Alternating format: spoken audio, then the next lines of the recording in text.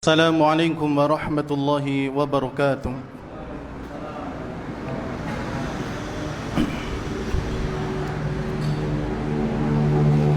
Innal hamdalillah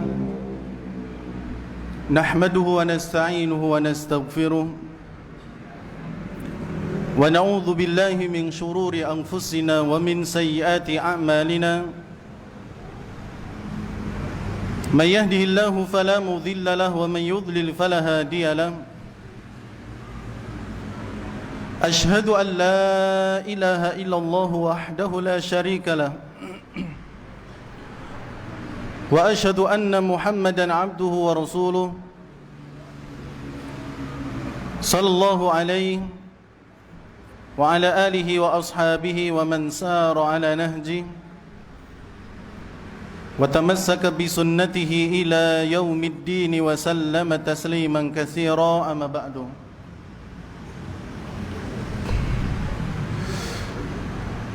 قال الله تبارك وتعالى في كتابه الكريم: يا أيها الذين آمنوا اتقوا الله حق تقاته ولا تموتن إلا وأنتم مسلمون. وقال النبي صلى الله عليه وعلى آله وسلم: إن أصدق الحديث كتاب الله وخير الهدي هدي محمد صلى الله عليه وسلم وشر الأمور محدثاتها فإن كل محدثة في الدين بدعة وكل بدعة ضلالة وكل ضلالة في النار. معاشر القوم المسلمين wal muslimat rahimani wa rahimakumullah. Alhamdulillah, pada kesempatan pada maghrib ini Allah Subhanahu wa taala masih memberikan kesempatan kepada kita untuk bisa bersama-sama memakmurkan masjidnya. Dan alhamdulillah, segala puji hanya milik Allah Subhanahu wa taala yang juga masih memberikan kesempatan kita untuk bisa kembali melanjutkan kajian As-Sirah An-Nabawiyah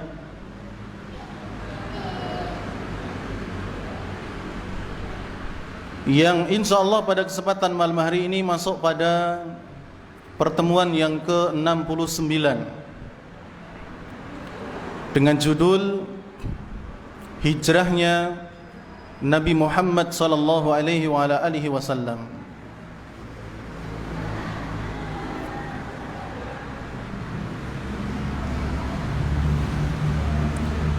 Jamaah yang dirahmati oleh Allah Subhanahu wa taala,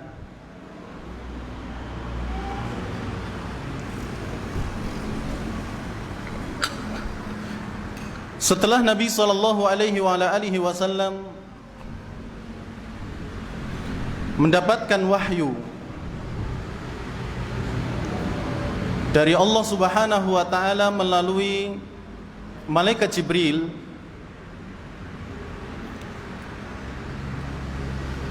bahwasanya kaum Quraisy telah bersepakat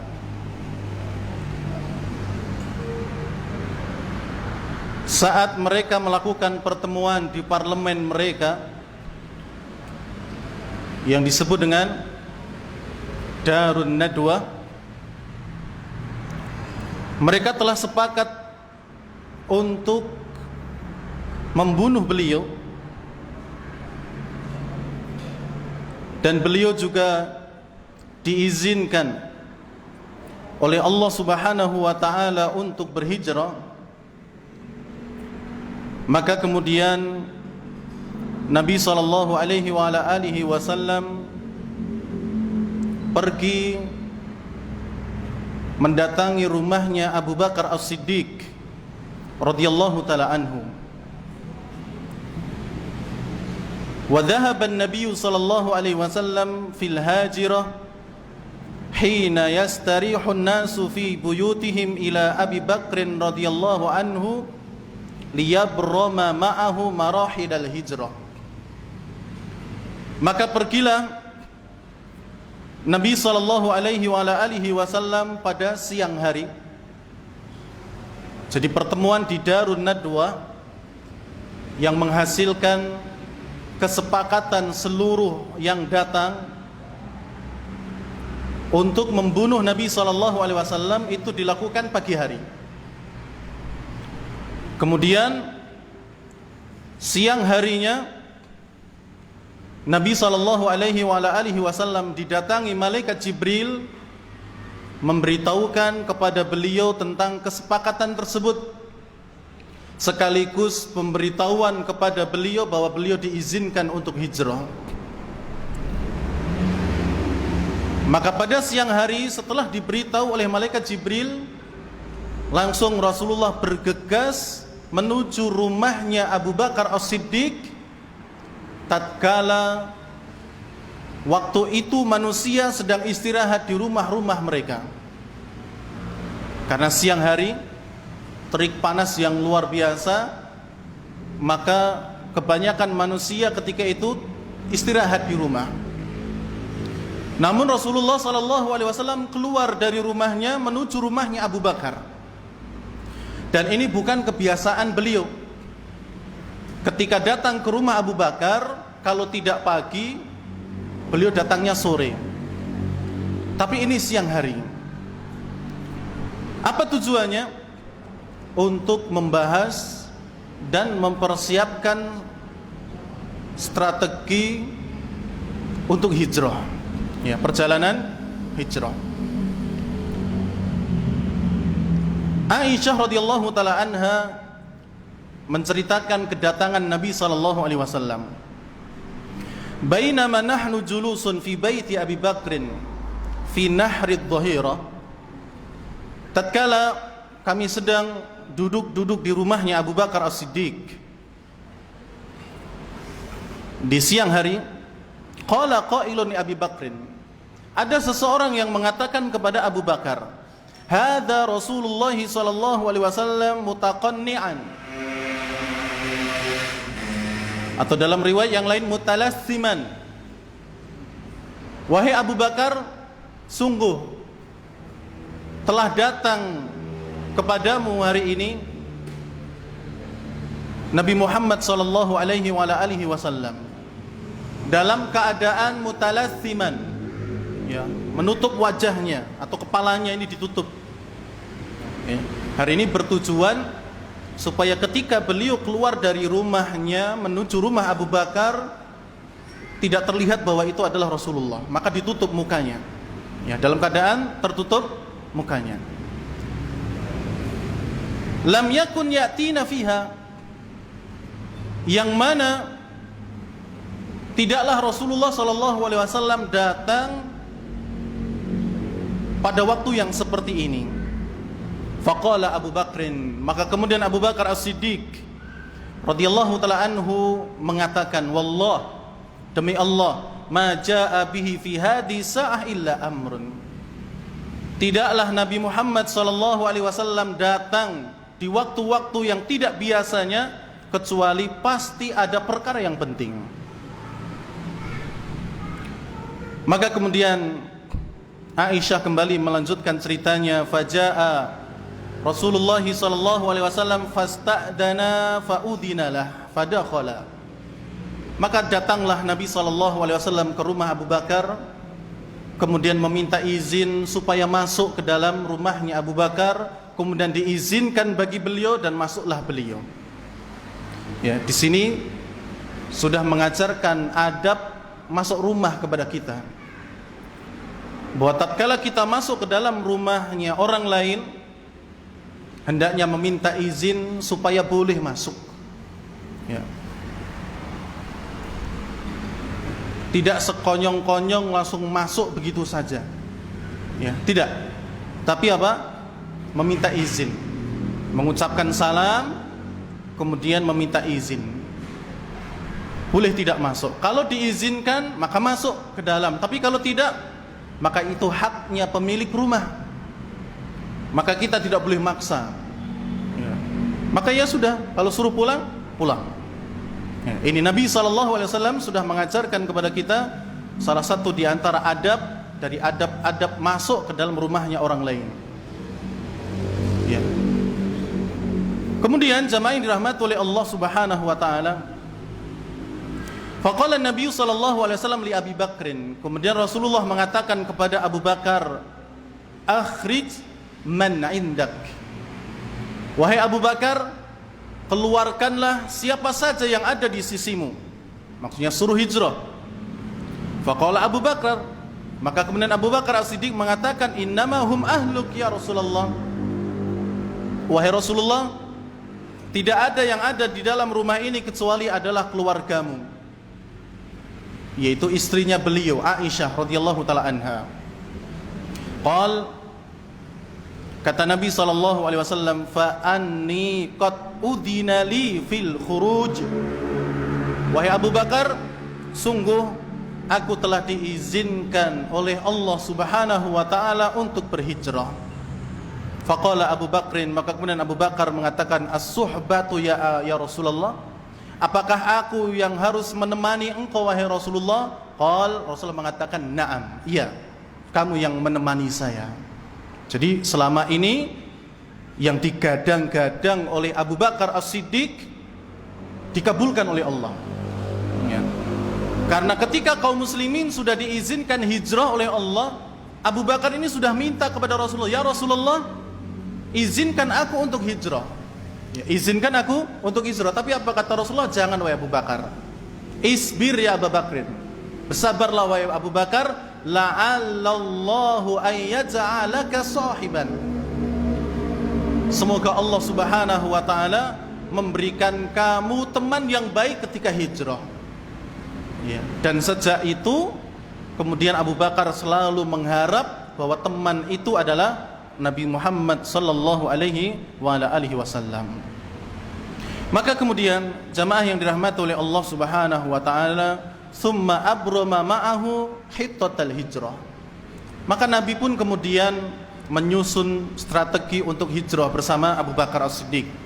Kemudian beliau setelah selesai melakukan persiapan strategi tersebut, beliau pulang kembali ke rumahnya, menunggu sampai datang malam. Dan beliau seperti biasa ya, melakukan apa yang beliau lakukan seperti biasanya, agar tidak dirasa oleh salah seorang dari orang Quraisy ya ada sesuatu yang aneh atau mungkin sudah diketahui rencana mereka. Jadi beliau setelah datang dari rumahnya Abu Bakar As-Siddiq, beliau biasa melakukan kegiatan yang beliau lakukan. Maka jamaah yang dirahmati oleh Allah, di antara strategi yang dihimpun dan disusun oleh Nabi SAW dengan Abu Bakar As-Siddiq ada beberapa. Di antaranya, yang pertama, beliau tidak tidur di awal malam. Ya. Jadi ketika malaikat Jibril datang kepada Nabi SAW memberitahukan akan rencana busuk orang-orang Quraisy, malaikat Jibril sudah memberitahu kepada Rasulullah supaya nanti malam tidak tidur di kamar. Ya. Maka strategi yang beliau lakukan adalah tidak tidur di awal malam, yakni habis Isya. Dan kebiasaan Rasulullah, ikhwani fillah, habis Isya itu tidur. Ya, habis Isya beliau tidur. Itu kebiasaan Nabi SAW. Kemudian bangun di sepertiga malam terakhir, kemudian menunaikan ibadah, sholat dan sebagainya. Ya, itu Nabi. Ya, kalau kita habis Isya tidur ya sampai subuh, ya, atau bahkan kebablasan, ya, sampai subuh terlewat waktunya. Bangun pun mungkin cuma ya balik ke mall sing melorot, atau ya cuma ke kamar mandi balik lagi tidur. Tapi Nabi tidur di awal, kemudian bangun di sepertiga malam terakhir, kemudian sholat. Jadi tidak tidur di awal malam. Dan nanti beliau akan pergi di awal malam. Strategi yang kedua, berangkat pada malam hari. Ya. Jadi tidak langsung sore ketika itu, atau bahkan sehabis dari rumahnya Abu Bakar siang hari langsung pergi, tidak. tapi malam hari, karena tentu pagi, siang, sore itu waktunya mungkin sangat cerah, sehingga ini memudahkan oleh orang-orang Quraisy untuk mengetahui bahwa Rasulullah sudah keluar dari Mekah. Tapi kalau malam hari tentu berbeda dengan dahulu, ya. Berbeda dengan sekarang, ya. Kalau sekarang lampu banyak, tapi dahulu sangat terbatas, maka perjalanan dilakukan pada malam hari. Kemudian yang ketiga, membayar seseorang untuk menunjukkan jalan. Ada dari Quraisy atau orang Mekah yang bernama Abdullah bin Uraiqid, Abdullah bin Uraiqid Al-Laisi. Dia adalah orang yang mengetahui jalan-jalan kecil menuju Madinah, ya. Kalau mungkin kita istilahnya jalan tikus, ya. Jadi bukan lewat di jalan yang biasa dilewati orang banyak, tapi jalan-jalan kecil, celah-celah kecil yang bisa sampai ke Madinah, dan itu jarang dilewati oleh kebanyakan manusia. Namanya Abdullah bin Uraiqid. Beliau ketika itu masih di atas agamanya kafir Quraisy, masih musyrik, tapi dia memiliki amanah yang luar biasa, ya. Dan para ulama menyebutkan bahwa ini menunjukkan bahwa bekerja sama itu harus dengan orang-orang yang amanah. Jadi Abdullah bin Uraiqid ini dibayar, ya. Dan ketika itu yang membayar adalah Abu Bakar As-Siddiq untuk menunjukkan jalan menuju, ya, menuju Madinah. Dan ini juga menunjukkan jamaah yang dirahmati oleh Allah bahwa berkomunikasi atau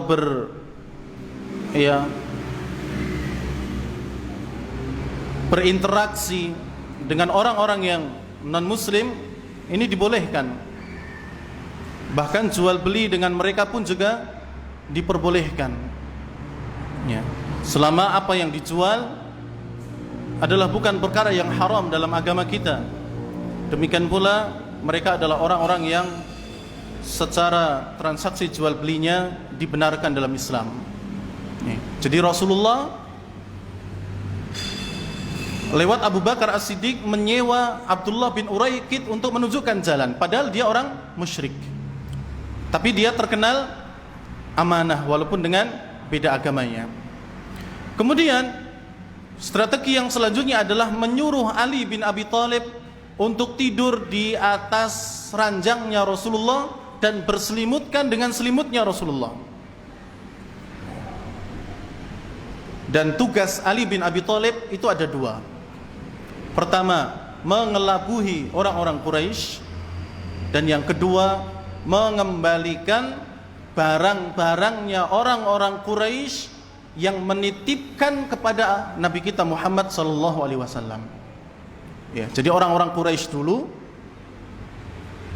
suka menitipkan barang-barang berharga mereka kepada Nabi Muhammad, ya.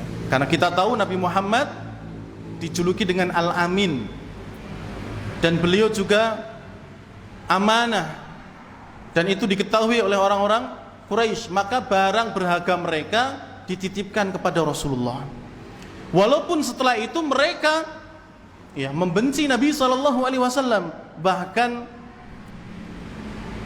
menuduh Nabi SAW gila, tukang sihir, orang yang terkena sihir, ya, dan sebagainya.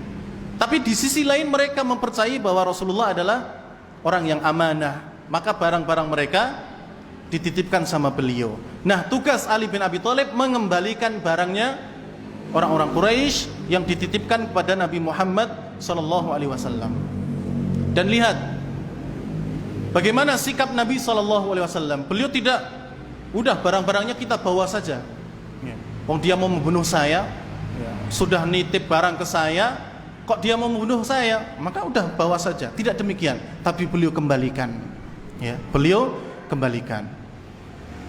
Jadi menyuruh Ali bin Abi Thalib untuk tidur di atas ranjangnya Rasulullah malam itu dan mengembalikan ya barang-barang yang dititipkan kepada beliau. Ya. Kemudian di antara strategi yang lainnya adalah bersembunyi di gua Thur selama 3 hari. Ya, ada yang menyebut gua Thur, ada yang menyebut dengan gua Thaur. Ya. Selama 3 hari.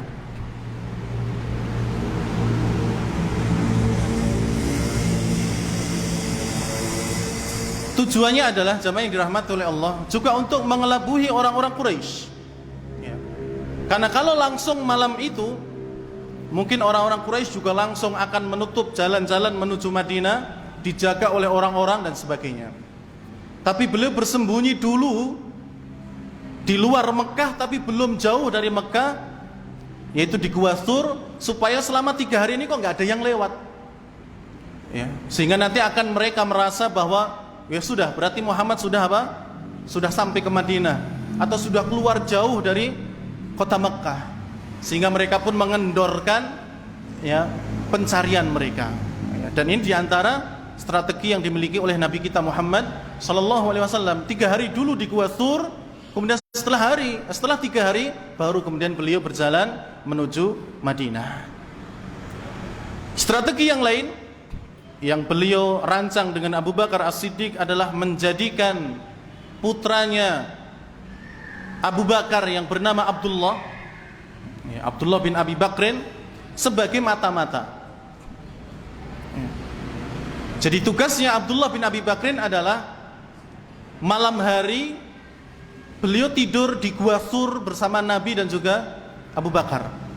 Namun sebelum subuh beliau sudah kembali ke Mekah, berbaur dengan orang-orang Quraisy dan mendengarkan apa yang muncul dari orang-orang Quraisy. Ya, apakah mereka akan merancang ini dan itu, atau mereka akan merencanakan ini dan itu. Ya, maka kalau didengar sama Abdullah ini, maka malam harinya beliau kembali ke Gua Thur dan memberitahukan kepada Rasulullah dan Abu Bakar bahwa orang-orang Quraisy akan demikian dan demikian. Ya. Jadi Abu Bakar menyuruh anaknya Abdullah untuk menjadi mata-mata. Strategi yang lainnya, jamaah yang dirahmati oleh Allah, Abu Bakar As-Siddiq menyuruh budaknya, yang disebutkan dalam riwayat itu maula, berarti sudah dibebaskan. Budaknya Abu Bakar yang bernama Amir bin Fuhairah, ya, bernama Amir bin Fuhairah, untuk mengembala kambing di sekitar Gua Thur. Budaknya Abu Hurairah suruh mengembala kambing di bawah Gua Thur. Tujuannya apa? Yang pertama, ketika Rasulullah dan Abu Bakar As-Siddiq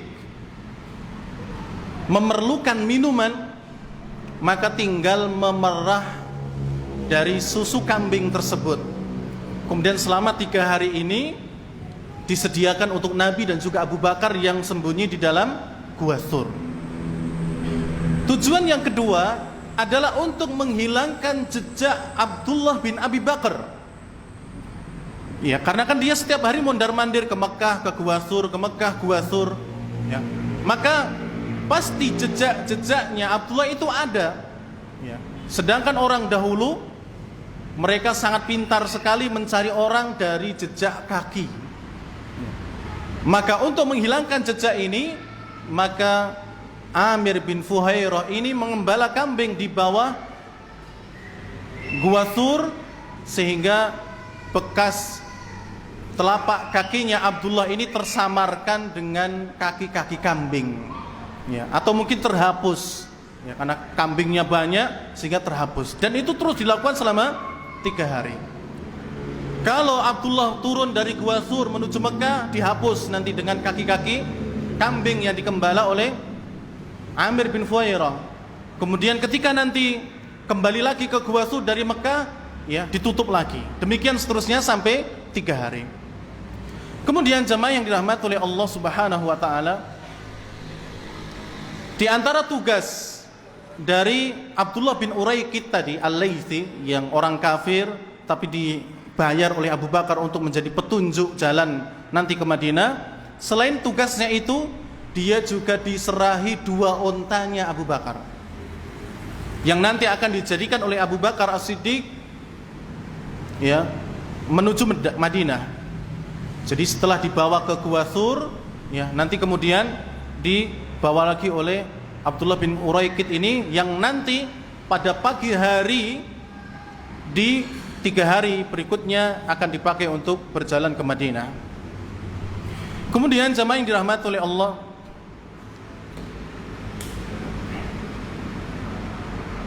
di antara strategi yang lain yang dirancang oleh Rasulullah dengan Abu Bakar adalah menyuruh Aisyah radhiyallahu taala anha untuk membikinkan makanan.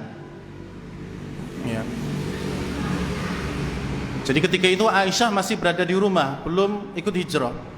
Maka beliau yang menyiapkan makanan sehari-hari selama 3 hari itu untuk ayahnya itu Abu Bakar dan juga suaminya Rasulullah Muhammad sallallahu alaihi wasallam. Sedangkan Asma ini masih anaknya Abu Bakar, diminta untuk mengantarkan makanan. Ya. Jadi Rasulullah, Aisyah yang bikin makanan, yang mengantarkannya adalah Asma binti Abi Bakar radhiyallahu taala anha. Maka suatu hari jamaah yang dirahmati oleh Allah, Aisyah dan juga Asma membuat makanan. Kemudian mereka sudah memasukkan makanan tersebut dalam sebuah wadah. Namun ketika itu tidak ada satu tali pun untuk mengikat wadah tersebut untuk dibawa oleh Asma ke Gua Thur. Maka kemudian Asma mengambil ikat pinggangnya, kemudian digunting menjadi 2, kemudian satunya diikatkan kembali ke perutnya Asma, kemudian yang satu diikatkan ke wadah yang di dalamnya ada makanan dan minuman untuk Nabi dan juga Abu Bakar, untuk diikatkan mungkin di kepala atau mungkin di tubuhnya, untuk dibawa ke Gua Thur. Ya. Dan dari kisah ini Asma mendapatkan julukan ya, pemilik 2 ikat pinggang. Ya, pemilik 2 ikat pinggang. Dan ini menjadi julukan bagi beliau sampai para sahabat semuanya tahu. Dan ini menunjukkan bahwa memang ya hijrah adalah perkara yang luar biasa, sehingga sampai dalam masalah itu saja jadi julukan bagi Asma, dan itu terkenal melalui julukan tersebut. Ya, ini Asma yang mengantarkan ke Gua Thur, dan jejaknya juga nanti akan disamarkan oleh kaki-kaki dari kambing yang dikembala oleh Amir bin Fuhairah. Kemudian jamaah yang dirahmati oleh Allah, strategi yang lainnya yang dirancang oleh Rasulullah adalah menuju Madinah melalui jalur yang berbeda. Madinah ya, itu letaknya di utara Mekah. Ya, Madinah itu letaknya di utara Mekah. Maka ketika dahulu kaum muslimin berhijrah, maka mereka melalui utara itu. Ya, karena memang tujuannya adalah Madinah. Tapi berbeda dengan Nabi. Beliau melewati jalur selatan. Jadi berbalik. Padahal kalau mau ke Madinah tinggal ke utara saja dari Mekah itu sudah sampai mana? Madinah. Tapi beliau harus apa? Ke selatan dulu. Dan ini juga untuk mengelabui orang-orang Quraisy. Karena ketika mereka merasa Nabi Muhammad telah keluar dari Mekah, mereka pun menutup ya wilayah utara itu yang menuju ke Madinah. Padahal Rasulullah larinya kemana? Ke selatan. Dan Gua Thur itu berada di selatannya Mekah. Ya, selatannya Mekah. Jadi beliau menjauh dulu dari Madinah, baru nanti setelah itu beliau berputar dan menuju Madinah. Ya. Inilah strategi yang dimiliki oleh Nabi Muhammad SAW.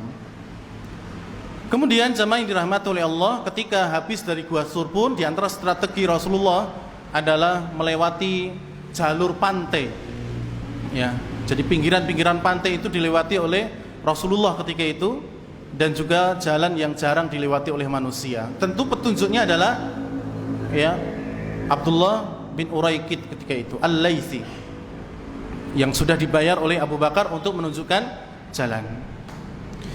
Ya, ini diantara strategi yang dirancang oleh Nabi SAW. Jadi jamaah yang dirahmati oleh Allah, kita kembali ke kisah yang tadi. Setelah Rasulullah dari rumahnya Abu Bakar, beliau kembali ke rumah menunggu malam. Beliau ingin pergi di awal malam, namun ternyata orang-orang yang ingin membunuh Nabi Muhammad SAW telah mengepung rumah beliau. Ya. Jadi rumah Rasulullah sudah dikepung oleh beberapa orang, perwakilan dari setiap suku yang ada di Mekah ketika itu, sebagaimana usulan Abu Jahal. Abu Jahal mengusulkan apa? Supaya Nabi Muhammad dibunuh, dan yang membunuh tidak cuma satu orang, karena nanti akan dibalas oleh kabilahnya Nabi Muhammad. Tapi apa usulnya Abu Jahal? Iya, kabilah-kabilah itu dipilih orang-orang muda, ya, yang kuat dan sebagainya, kemudian dipersenjatai, kemudian membunuh bareng-bareng Nabi Muhammad SAW.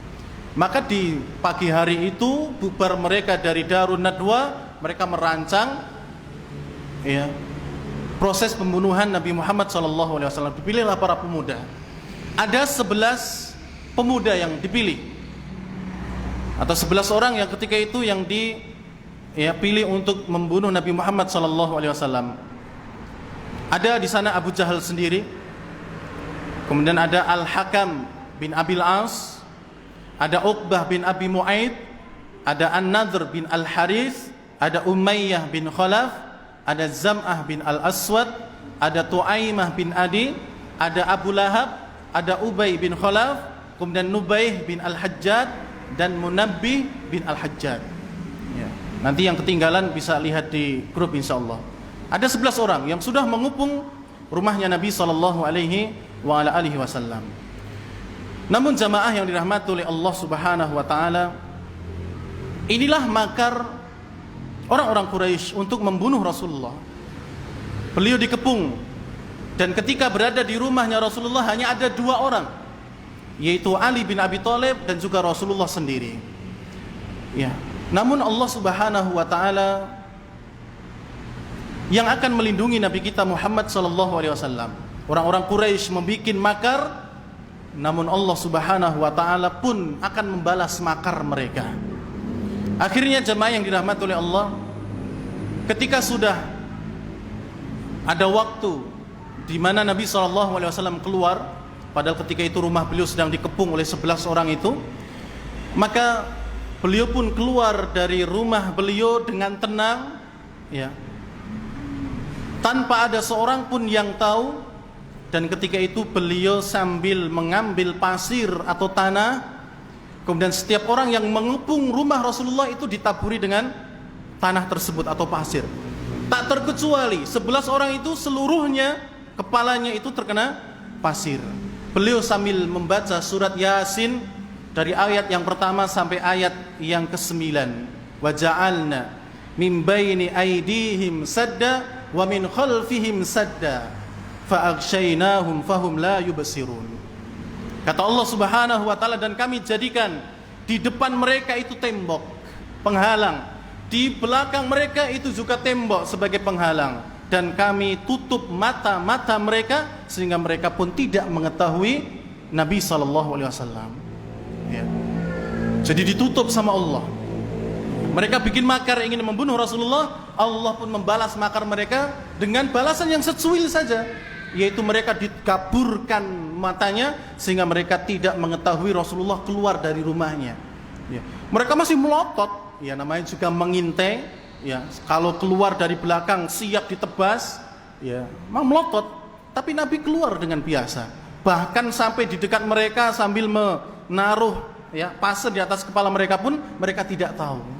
Ya, karena memang sudah ditutup matanya oleh Allah Subhanahu wa taala. Wa ja'alna min baini aydihim sadda wa min khalfihim sadda. Depan dan belakang Allah tutup. Ya, Allah tutup. Fa aghshaynahum fahum la yubsirun, dan kami tutup mata mereka sehingga mereka pun tidak bisa melihat. Ya, maksudnya tidak bisa melihat Nabi, tapi melotot gitu, mungkin yang lihat rumahnya Rasulullah dan sebagainya. Tapi mereka tidak tahu Rasulullah keluar.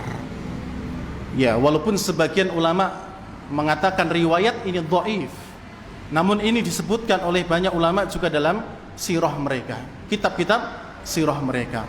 Nah, jemaah yang dirahmati oleh Allah, namun sayangnya beberapa orang yang mungkin bisa dikatakan dia adalah dukun itu menggunakan ayat ini untuk mengelabui pasiennya. Ya. Pasiennya suruh mengamalkan surat Yasin sampai ayat 9 ini, nanti kalau kamu pengen ya apa-apa tidak diketahui oleh orang. Nah ini bahayanya kalau nyolong pakai ayat ini bahaya. Ya. Wa ja'alna min baini aydihim sadda, dia masuk ke rumah, buka pintu, ya. Tapi ya ini bukan hak mereka.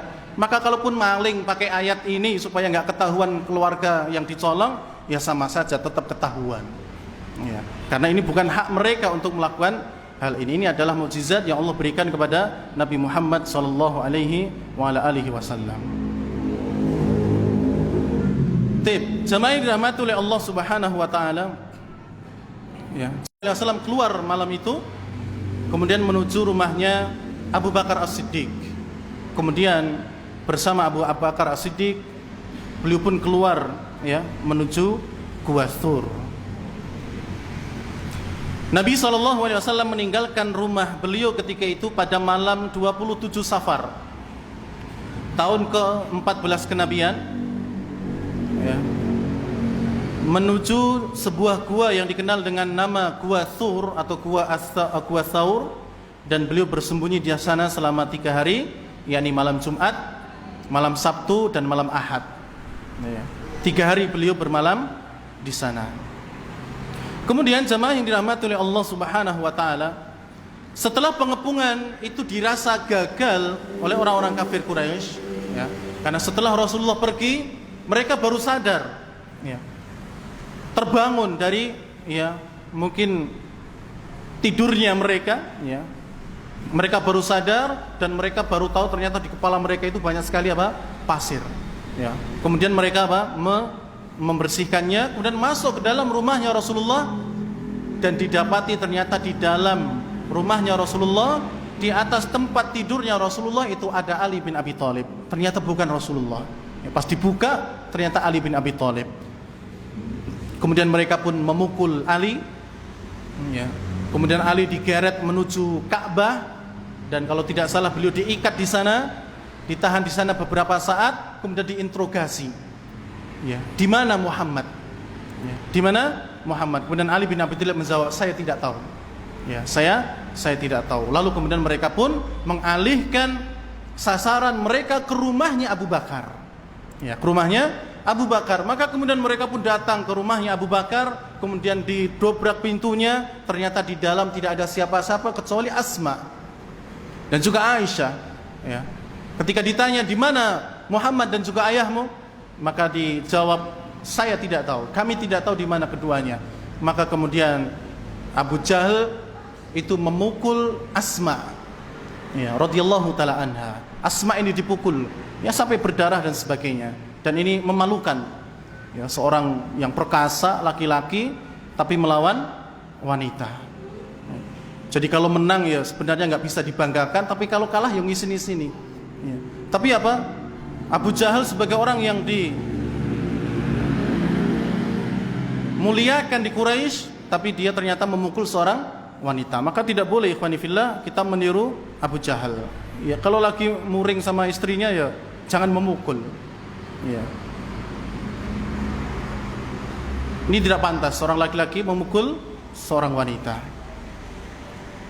Maka kemudian jamaah yang dirahmati oleh Allah Subhanahu wa taala, setelah ya mereka mencari-cari tidak ada, maka sampai kemudian orang-orang Quraisy membikin sayembara. Ya, membikin sayembara. Barang siapa yang berhasil mengembalikan Nabi Muhammad SAW ke Mekah, baik dalam keadaan hidup ataupun mati, maka akan diberi hadiah 100 ekor unta. Ya, 100 ekor unta. Maka banyak sekali yang tergiur, sehingga banyak di antara mereka yang mencari dengan sendiri, ada yang berkelompok, bergelombol dan sebagainya, berkelompok, bergerombol, ya, mencari Nabi Muhammad SAW. Tapi tidak ada yang bisa menemukannya kecuali seseorang, ya, yang nanti juga akan membunuh beliau, dan nanti insyaallah akan kita ceritakan di kesempatan yang lain, ya. Namun gagal ketika ingin membunuh. Jadi semua orang mencari Rasulullah, tapi tidak ada yang nemu kecuali satu. Ya. Kecuali satu orang saja, namun ketika mau membunuh pun gagal. Nanti insyaallah kisahnya akan kita sampaikan. Namun ada beberapa pemburu dari orang-orang Quraisy yang hampir saja menemukan Rasulullah dan juga Abu Bakar As-Siddiq di persembunyian keduanya, yaitu di Gua Tsur. Ya, hampir saja ketemu. Maka ketika mereka sudah ada di mulut Gua Tsur, maka Abu Bakar As-Siddiq radhiyallahu taala anhu, beliau mengatakan kepada Rasulullah sallallahu alaihi wasallam, "Ya Nabi Allah, wahai Nabi Allah Subhanahu wa taala, law anna ba'dahum taqta'a basarahu ra'ani." Ya, wahai Rasulullah, sesungguhnya ketika orang-orang yang memburu kita itu taqta'a, ya, taqta'a itu menganggukkan, ya, taqta'a yuqti, menganggukkan kepala-kepala mereka atau pandangan mereka ke bawah, ra'ani, mereka pasti akan melihatku. Ya, jadi mereka itu sudah ada di mulutnya gua, ya, tapi mungkin mereka cuma melihatnya sesuai dengan berdirinya mereka atau ke atas. Seandainya, kata Abu Bakar As-Siddiq, mereka menurunkan pandangan mereka ke kaki-kaki mereka, mereka akan melihat aku dan juga Rasulullah sallallahu alaihi wasallam. Lalu kemudian Nabi sallallahu alaihi wasallam mengatakan, "Uskut ya Abu Bakrin." Diamlah wahai Abu Bakar. "Ithnani Allahu thalisuhuma." Ya. Ada dua orang dalam gua ini, tapi yang ketiganya adalah Allah Subhanahu wa taala. Dalam riwayat yang lain, "Ma dhannuka ya Abu Bakrin bithnaini Allahu salisuhuma." Apa pendapatmu wahai Abu Bakar, kalau seandainya ada dua orang dalam gua ini, kemudian yang ketiganya adalah Allah Subhanahu wa taala? Lalu kemudian Abu Bakar pun diam. Ya. Karena ketika itu Abu Bakar enggak tenang. Ya, karena mereka tinggal melongok ke bawah, ke kaki mereka sendiri saja sudah melihat Rasulullah dan Abu Bakar. Namun Allah Subhanahu wa taala yang melindungi keduanya. Allah palingkan pandangan mereka sehingga mereka tidak melihat ke bawah. Dan mereka pun apa? Sudah kembali. Di gua itu tidak ada.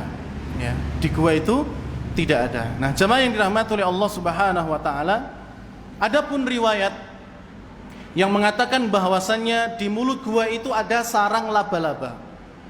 Ya, jadi mulut gua, kemudian ada sarang laba-laba yang besar menutupi ya mulut gua tersebut. Andaikan ada orang masuk, pasti sarang laba-laba ini apa? Rusak. Ya, tapi dilihat sama orang-orang pemburu itu, loh kok enggak rusak? Ya. Karena ada riwayat yang menyebutkan itu ada sarang laba-laba, kemudian seakan-akan sarang laba-labanya ini mempersilahkan Rasulullah dan Abu Bakar masuk. Ya, kemudian masuk, sarangnya ya rusak, kemudian dibenahi lagi sama laba-labanya sehingga seperti semula, seakan-akan tidak ada yang masuk. Ini riwayatnya dhaif. Ya, riwayatnya lemah. Ada pula yang mengatakan, riwayat yang menyebutkan bahwa di dekat mulut gua itu ada sarang burung. Ya, ada sarang burung dan dia masih di situ tenang.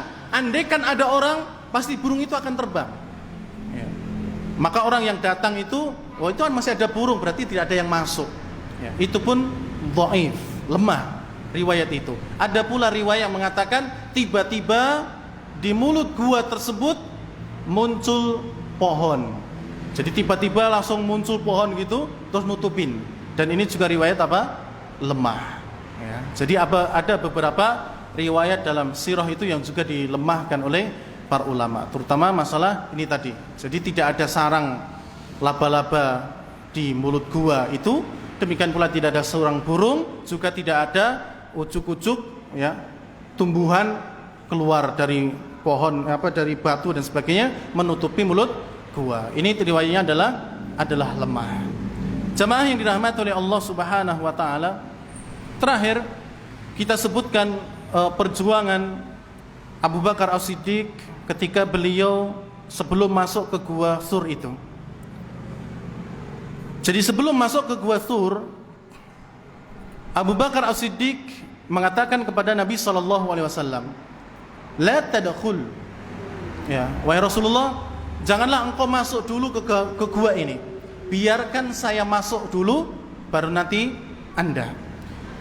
agar kalau ada sesuatu tidak menimpa engkau tapi menimpa saya. Ya, jadi sebelum masuk ke lubang gua itu, Rasulullah nggak dipersilahkan masuk dulu, tapi Abu Bakar dulu yang masuk untuk memeriksa dalamnya ada apa. Kalau ada sesuatu misalnya ular atau kalajengking atau apa yang lain, itu menimpa Abu Bakar dan bukan menimpa Rasulullah.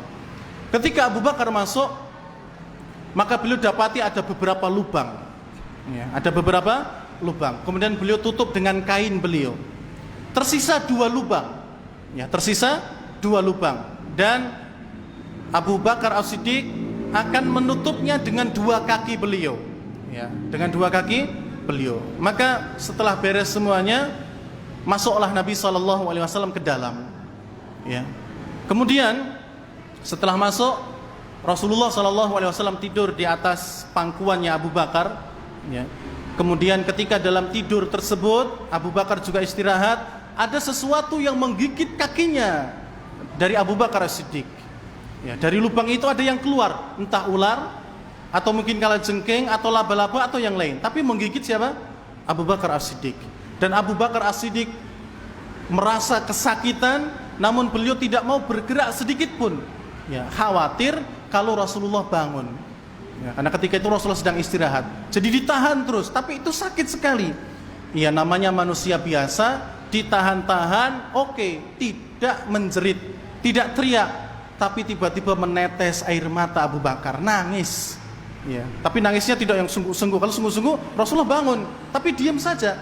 Ya, tapi menetes air matanya, dan air matanya mengenai wajahnya Nabi SAW. Kemudian Nabi mengatakan, ada apa denganmu wahai Abu Bakar? Lalu Abu Bakar pun kemudian ya jujur mengatakan, aku sedang digigit sesuatu wahai Rasulullah. Kemudian Rasulullah bangun, kemudian dielap ya yang sakit tersebut, kemudian selesai ya hilang atau tidak terasa sakit lagi dan tidak didapatkan sakit sama sekali ketika itu, bahkan ya bersih atau sembuh seperti sedia kala. Ya, ini jadi jamaah yang dirahmati oleh Allah Subhanahu wa taala. Memang demikianlah yang dianjurkan oleh ya Nabi SAW dalam agama Islam untuk memuliakan orang yang mulia, dan Abu Bakar As-Siddiq memuliakan orang yang mulia, yaitu Nabi Muhammad SAW.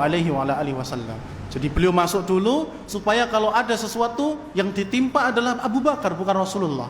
Ya, dan beliau menutup lubang-lubang itu biar di sana mungkin tidak ada ular atau kalajengking dan sebagainya. Maka ini juga peringatan bagi kita bahwa tatkala kita membuang air kencing pun makanya tidak boleh di lubang.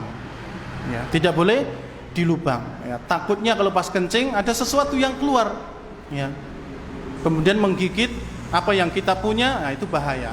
Ya, maka tidak boleh kita kencing di lubang. Kalau anak-anak ada yang kencing di lubang, dicegah, jangan boleh. Ya, terkadang anak-anak itu ya suka kencing sembarangan, termasuk di lubang. Bahkan yang gede-gede pun demikian. Ya. Apalagi sopir-sopir itu yang mampir di jalan, ya mereka cari lubang gitu saja terus kencing. Dan terkadang mereka nggak melihat bagaimana mereka kencing, tapi melihat sekitar, enek uang ngebora kan gitu.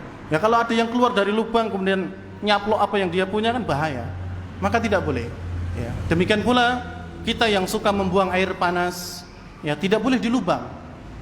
Ya, kalau mau di lubang maka ucapkan bismillah baru dibuang. Ya, mungkin ibu-ibu yang suka masak mie instan atau masak ya sayur yang berkuah mungkin panas, ada yang dibuang, maka ucapkan bismillah. Ya, mungkin kita punya lubang di dapur kita kan ada lubangnya untuk pembuangan dan sebagainya, maka pakai bismillah kemudian buang. Ada disebutkan ikhwani fillah, seseorang yang akan dibunuh oleh jin, ya, atau dia dimasuki oleh jin, ya, kemudian diruqyah, kemudian jin itu tidak mau keluar dari tubuh orang tersebut, dan dia mengatakan ketika ditanya kenapa kamu tidak mau keluar, saya ingin balas dendam atas kematian anakku. Ya. Kenapa anakmu?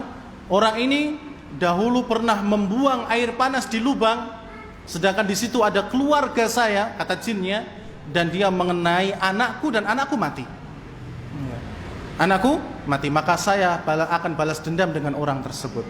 Ya, maka berhati-hati ikhwan fillah kenapa kita tidak boleh membuang sembarangan air panas di lubang? Kan di situ mungkin ada hewan dan itu bisa mendolimi, atau mungkin ada jin dan itu bisa membuat mereka terluka, atau mungkin terdolimi, atau mungkin bahkan mati, kemudian mereka pun menyerang balik kita. Maka berhati-hati kalau memang ingin membuang air panas, mengucapkan bismillah. Kata jin itu, kenapa orang itu atau orang ini tidak mau pas membuang air panas itu dengan mengucapkan bismillah?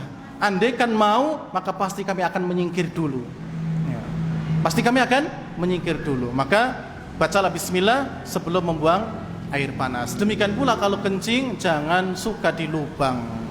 Ya. Demikian jemaah yang dirahmati oleh Allah Subhanahu wa taala, apa yang bisa kita sampaikan pada kesempatan kali ini, ya. Jadi Nabi SAW berada di Gua Thur selama 3 hari, dan insyaallah di hari yang akan datang biidznillah kita akan membahas setelah Rasulullah keluar dari Gua Thur menuju Madinah, insyaallah taala. Kurang lebihnya mohon maaf. Kita akhiri subhanakallahumma rabbana wa bihamdik asyhadu an la ilaha illa anta astaghfiruka wa atubu ilaik. Wassalamualaikum warahmatullahi wabarakatuh.